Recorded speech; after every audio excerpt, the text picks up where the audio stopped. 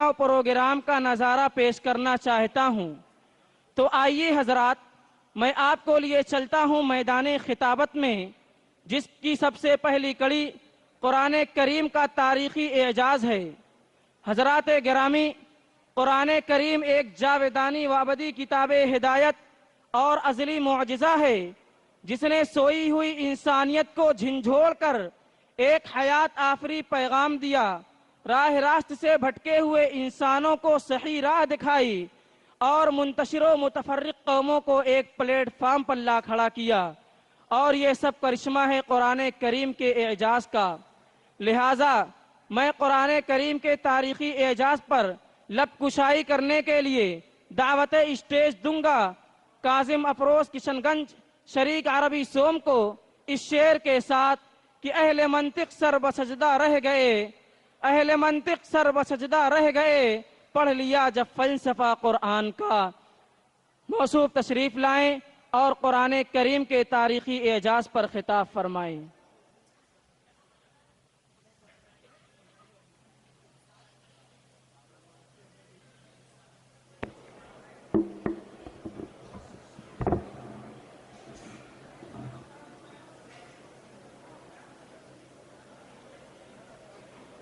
السلام علیکم ورحمۃ اللہ وبرکاتہ۔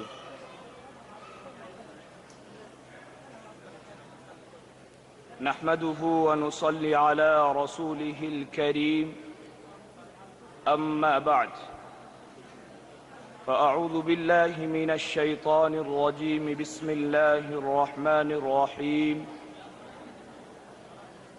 وَإِن كُنتُمْ فِي رَيْبٍ مِّمَّا نَزَّلْنَا عَلَىٰ عَبْدِنَا فَأْتُوا بِسُورَةٍ مِّن مِّثْلِهِ وَادْعُوا شُهَدَاءَكُم مِّن دُونِ اللَّهِ إِن كُنتُمْ صَادِقِينَ۔ صدق اللہ العلی العظیم۔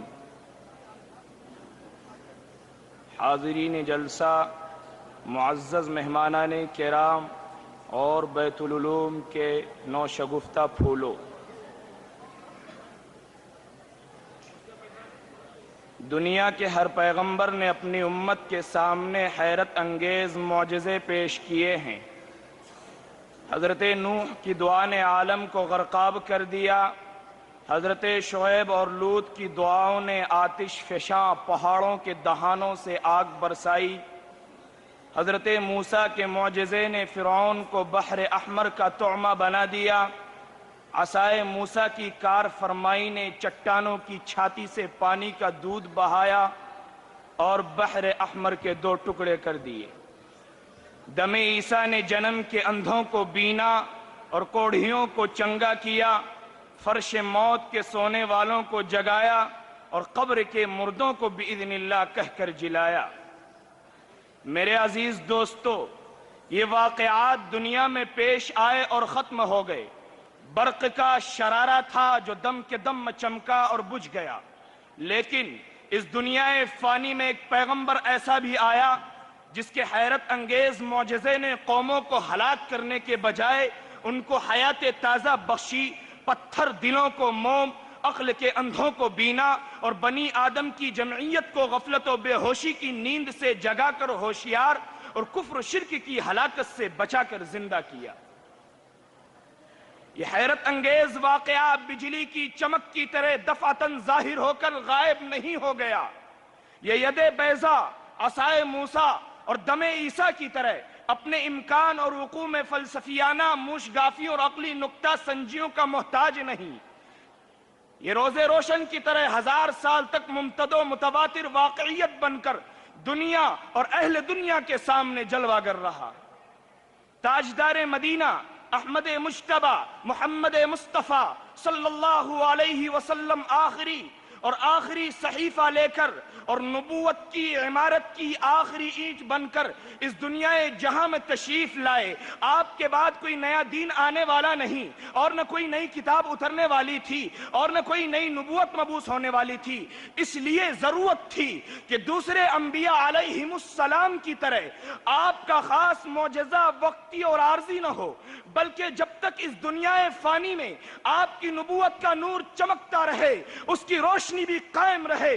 چنانچہ وقتی اور عارضی معجزوں کے علاوہ آپ کو ایک ایسا خاص معجزہ بخشا گیا جو قیامت تک قائم اور باقی رہنے والا ہے۔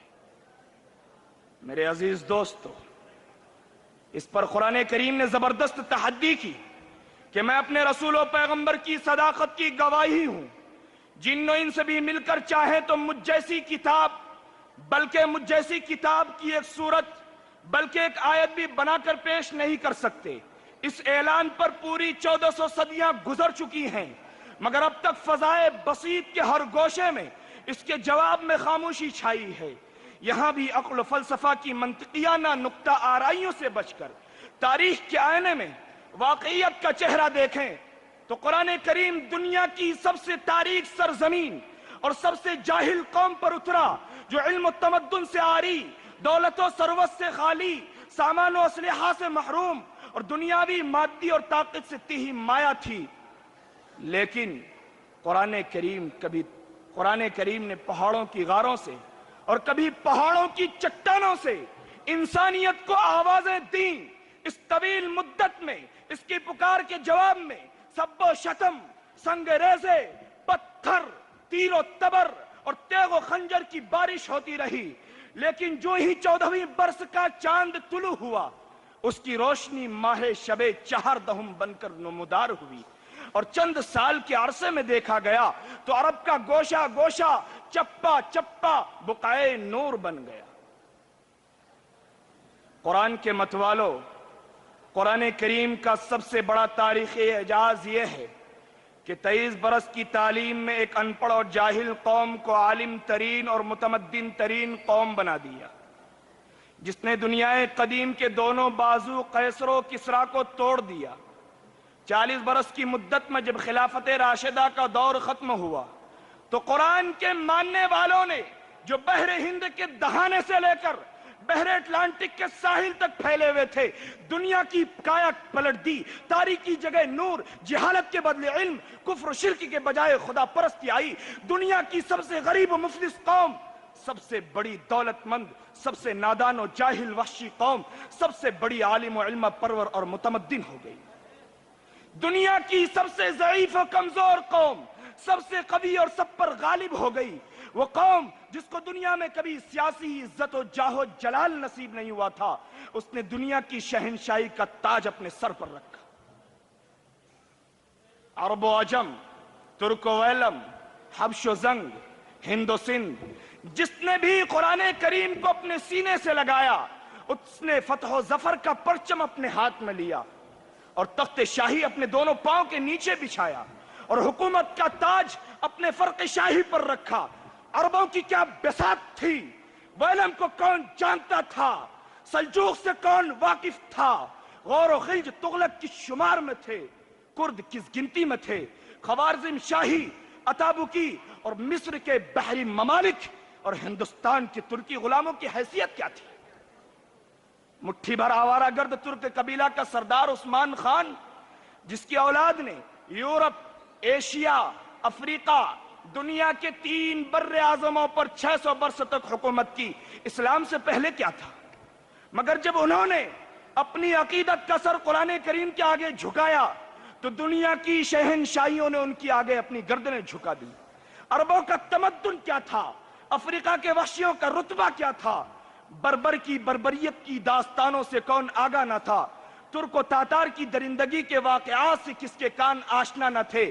مگر دیکھو، جب قرآن کریم نے ان کے سر پر اپنا سایہ ڈالا تو انہی کے ہاتھوں سے عظیم الشان سلطنتوں کی بنیادیں پڑیں، بڑے بڑے متمدن شہر آباد ہوئے، علوم و فنون کی درسگاہیں کھلیں، تمدن و تہذیب کے نقش و نگار اور آثار نمودار ہونے لگے، فلسفہ و عقل کی جلوہ آرائی ہوئی، علم و فن نے ترقی کی، بیسیوں نئے علوم اختراع ہوئے اور پچھلے علوم نے رونق تازہ پائی، اور ان کی بری اور بحری تجارتوں نے دنیا کی منڈیوں پر قبضہ کر لیا۔ میرے عزیز دوستو، ان سب سے ماورا اور مادہ اور مادیات سے ہٹ کر انسانی اخلاق و آداب نے اسی قرآن کریم کی تعلیم و ہدایت سے تکمیل کا درجہ پایا۔ عدل و انصاف، اخوت و مساوات کے سبق ازبر ہوئے، اور اہل جہاں کی آنکھوں کو وہ منظر دکھا دیا جس کو آغاز آفرینت سے آج تک کسی نے کبھی نہیں دیکھا تھا۔ وآخر دعوانا الحمدللہ رب العالمین۔ حضرات، موصوف کے اس جامع اور پرمغز خطاب کے بعد ایک بار پھر دنیائے طرز ترنم کی سیر کرانا چاہتا ہوں، یعنی ترانے انجمن پیش کرنے کے لیے جس کو ہمارے ہی مدرسے کے ایک سابق طالب علم مولانا اشرف قاسمی مستقیمی نے ترتیب دیا ہے۔ میں آواز دیتا ہوں محمد اسجد جمال کو کہ وہ تشریف لائیں اور ترانے انجمن پیش کریں۔